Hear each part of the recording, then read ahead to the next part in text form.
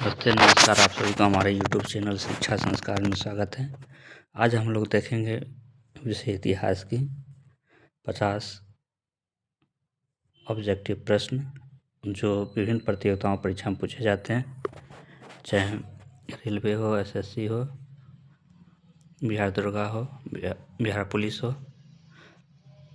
Fireman का परीक्षा हो, जीविका हो, B.Ed प्रवेश परीक्षा हो, DLED प्रवेश परीक्षा हो, विभिन्न प्रतियोगिताओं परीक्षा में पूछे जाते हैं, जो कि महत्वपूर्ण टॉपिक लेकर के आए हैं। यह क्लास 11वीं के पहला अध्याय है। समय की शुरुआत इस चैप्टर से लिया गया है। चलिए हम लोग देखते हैं प्रश्न को। पहला प्रश्न कहता है, इतिहास शब्द की उत्पत्ति किस भाषा से हुई है? तो इसका हो जाएगा ग्रीक भाषा से हुई है, इसलिए इसका आंसर क्या हो जाएगा? सी हो जाएगा। प्रश्न नंबर 2 देखेंगे हम लोग। ग्रीक भाषा में हिस्टोरिका का क्या अर्थ क्या है? तो इसका अर्थ हो जाएगा ज्ञान हो जाएगा या फिर अन्वेषण। अन्वेषण मतलब खोज। हिस्टोरिका का अर्थ क्या हो जाएगा? तो खोज हो जाएगा, यानी ज्ञान हो जाएगा। प्रश्न नंबर 3 को बढ़ेंगे हम लोग। तीसरा प्रश्न कहता है, तीसरा प्रश्न है आपका, भारत में इतिहास लेखन की परंपरा का प्रारंभ किससे माना जाता है?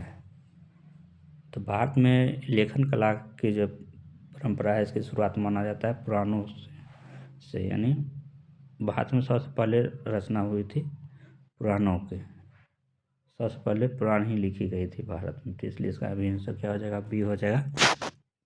अगला प्रश्न की ओर बढ़ेंगे। प्रश्न नंबर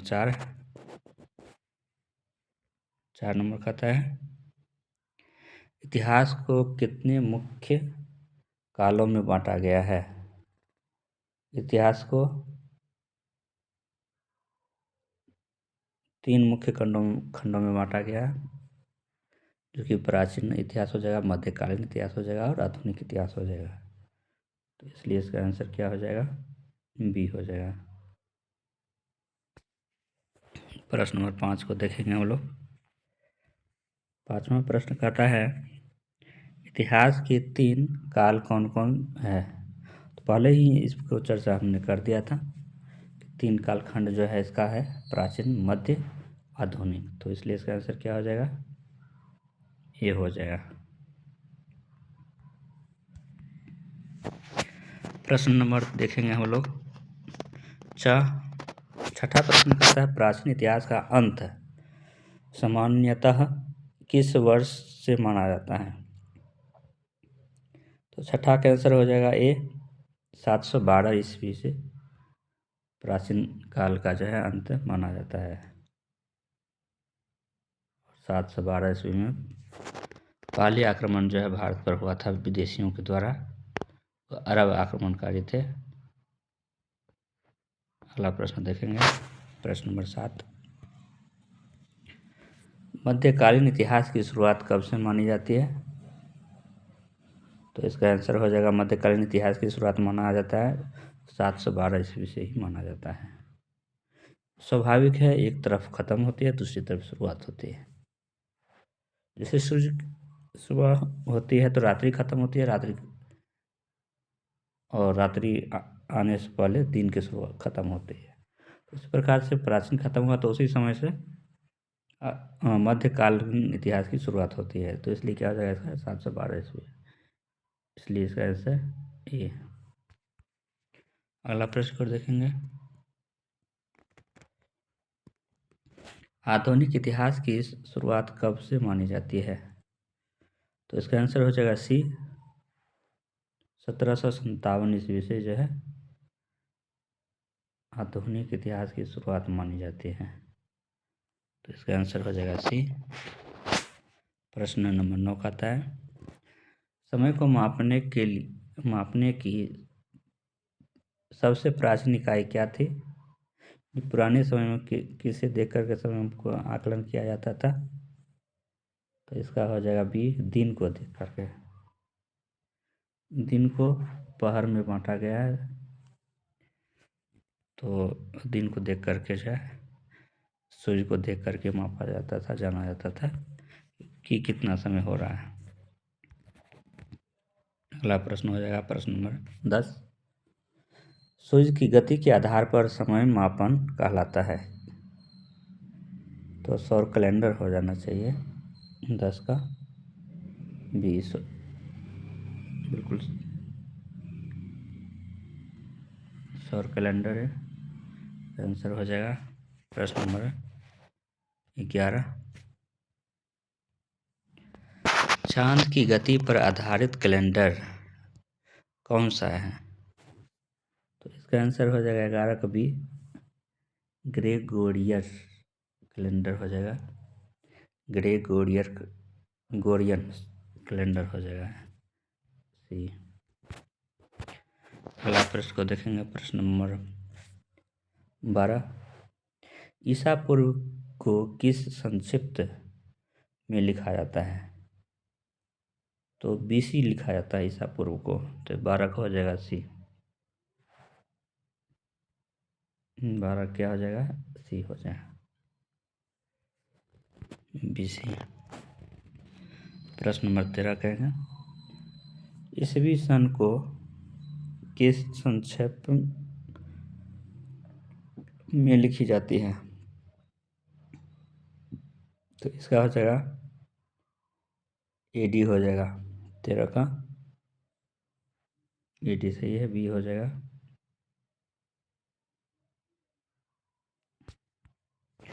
प्रश्न नंबर 14 देखेंगे इतिहास लेखन को क्या कहा जाता है? इतिहास लेखन को कहा जाता है, इतिहास लेखन ही कहा जाता है, इतिहास लेखन को इतिहास लेखन ही कहा जाता है। अगला प्रश्न, इतिहास का जनक किसे कहा जाता है? तो हेरोडोटस को पढ़े हुएगा शुरू में क्लास,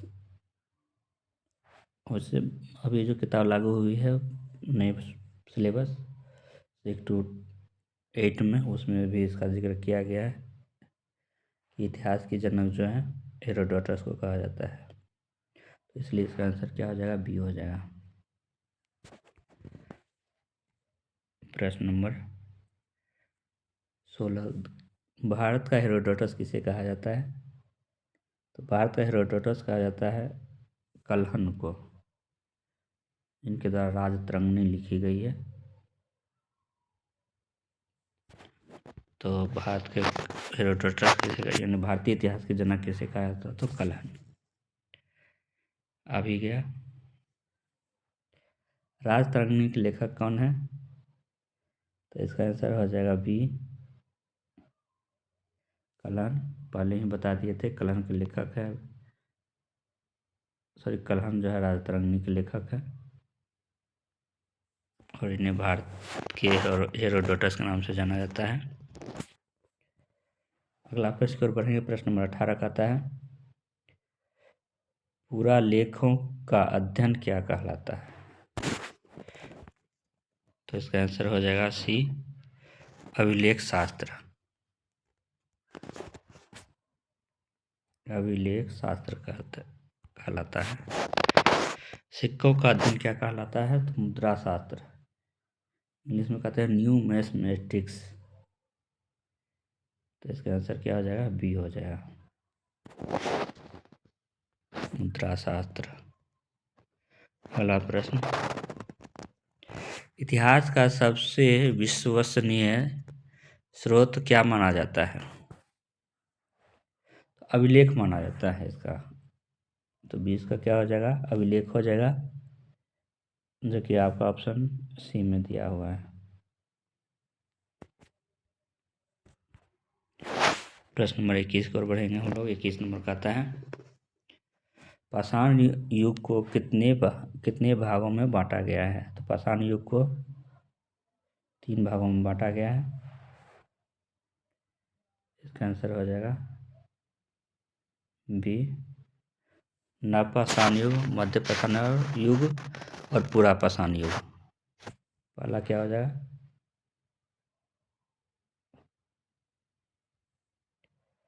पूरा पाषाण युग, मध्यपाषाण युग और नवपाषाण युग, इस प्रकार से 3 वर्गों में बांटा गया है। अगला प्रश्न भी वही है जो हमने बताया था, तीनों का नाम बताया था।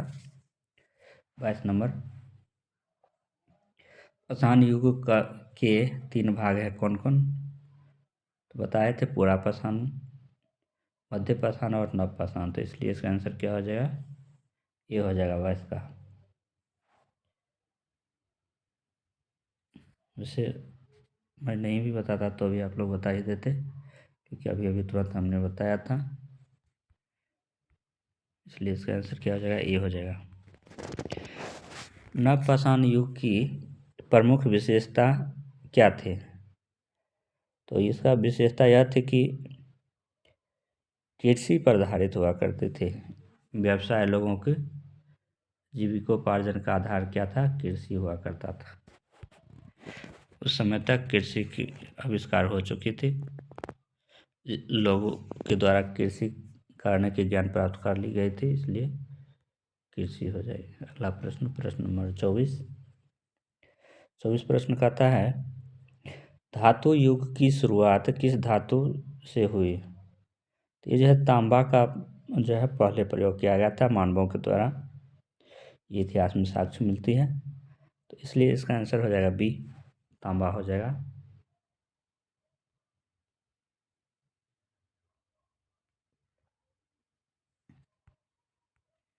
अगला प्रश्न देखेंगे, प्रश्न नंबर 25, कांस किसका मिश्रण है? तांबा, टिन। आंसर क्या हो जाएगा? तो सी हो जाएगा। अगला प्रश्न नंबर 26, समय को क्रमबद्ध करने की प्रक्रिया कहलाती है, क्या कहलाती है? तो इसका हो जाएगा बी, कालक्रम कहलाती है। क्या कहलाती है? कालक्रम। अगला प्रश्न, एडी का फुल फॉर्म क्या होता है? पूर्ण रूप। पूर्ण रूप को इंग्लिश में बोलते हैं फुल फॉर्म, तो इसका आंसर बी हो जाएगा। एमनो डोमिनी,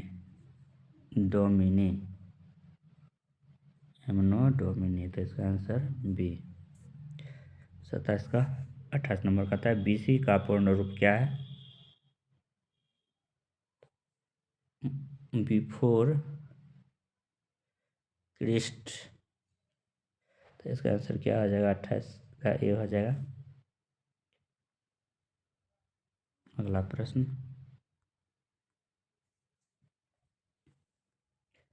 प्रश्न नंबर 29 हो जाएगा, इतिहास मुख्यतः किस विषय का अध्ययन है? अतीत का अध्ययन है, तो इसलिए इसका आंसर क्या हो जाएगा? सी हो जाएगा। 29 का सी। अगला प्रश्न देखेंगे, प्रश्न नंबर 30, समय को वर्ष में बांटने की परंपरा किससे जुड़ी हुई है? समय को वर्ष में यानी किसने बांटा था? तो मिस्र के द्वारा बांटा गया था। मिस्र की सभ्यता अगला अध्याय होगा, उसमें हम लोग चर्चा करेंगे इसके बारे में विस्तार से। तो इसका आंसर क्या हो जाएगा? बी हो जाएगा। प्रश्न नंबर 31, ग्रेगोरियन कैलेंडर किस देश से संबंधित है? तो ये संबंधित है रोम से, इसका हो जाएगा रोमन सभ्यता। अंग्रेजी जो लिखा होता है वो रोमन लिपि में ही लिखा होता है। अगला प्रश्न की ओर बढ़ेंगे, प्रश्न नंबर 32, भारत में ग्रेगोरियन कैलेंडर को किस नाम से जाना जाता है? तो भारत में ग्रेगोरियन कैलेंडर को ईस्वी के नाम से जाना जाता है। किस नाम से जाना जाता है? ईस्वी के नाम से जाना जाता है, तो इसलिए इसका आंसर हो जाएगा सी।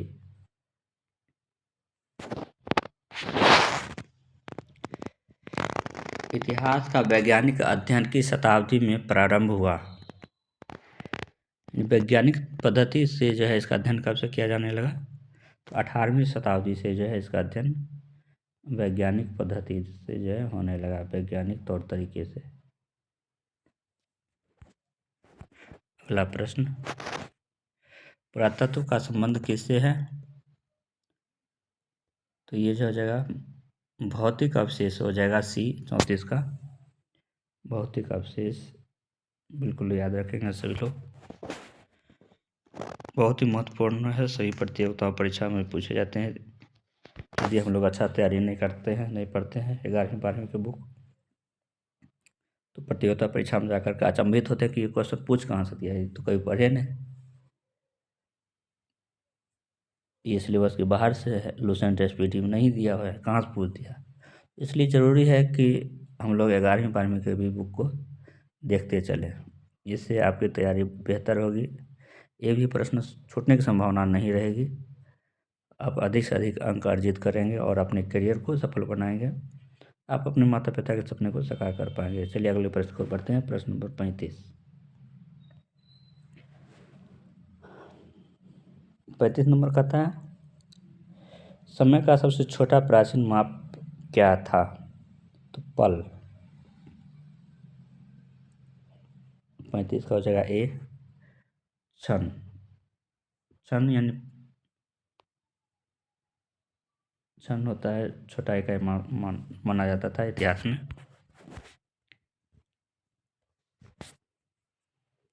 एक दिन में कितने प्रहर होते हैं?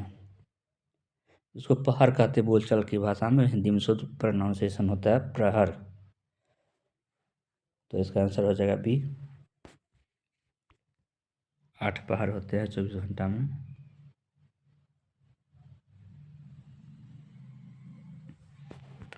अगला प्रश्न, मुहूर्त की अवधि कितनी होती है? तो इसका आंसर हो जाएगा 37 का सी हो जाएगा, यानी एक मुहूर्त जो होती है वह 48 मिनट की होती है, जिसमें सबसे ज़्यादा नामी है ब्रह्म मुहूर्त, जो कि सुबह 4 बजे से मानी जाती है। 4 बजे उठ करके इसलिए सलाह दी जाती है कि बच्चों को उठ करके पढ़ना चाहिए, उस समय में पढ़े गए बातों को याद रहता है लंबे समय तक, इसलिए कहा जाता है कि सुबह उठ करके पढ़ना चाहिए। अगला प्रश्न, एक मुहूर्त कितना मिनट का हो जाएगा? 48 मिनट का हो जाएगा। इतिहास और पुरातत्व में क्या अंतर है? तो इसका हो जाएगा सी, स्रोत अलग है, यानी दोनों का जो है स्रोत क्या है, अलग अलग है, इतिहास की, पुरातत्व की। पुरातत्व में भौतिक अवशेष होते हैं पदार्थों के, और इसमें अभिलेख और पुरातत्व दोनों की व्याख्या की जाती है उस जगह पर जा कर के, ये प्राचीन काल में जो घटना घटी किस प्रकार से संबंधित है, उस समय की स्थिति क्या रही होगी। अब हम लोग अगला प्रश्न की ओर बढ़ेंगे। वीडियो बहुत बड़ा नहीं हो इसलिए ज़्यादा हम टाइम नहीं लेना चाहेंगे, ज़्यादा व्याख्या नहीं कर पाएंगे इस पर। मेरा मकसद होगा कि ज़्यादा से ज़्यादा प्रश्न को कम समय में कर सके। अगला प्रश्न, इतिहास का उद्देश्य क्या है? तो इतिहास का उद्देश्य इसका हो जाएगा अतीत को समझना, यही जो है इतिहास का उद्देश्य है। अगला प्रश्न की ओर बढ़ेंगे। प्रश्न नंबर 40 कहता है, भारत में शक संवत की शुरुआत कब हुई? तो 78 ईस्वी में हुई थी इसकी शुरुआत। 40 का हो जाएगा बी, 78 ईस्वी में शक संवत की शुरुआत होती है। अगला प्रश्न की ओर बढ़ेंगे। प्रश्न नंबर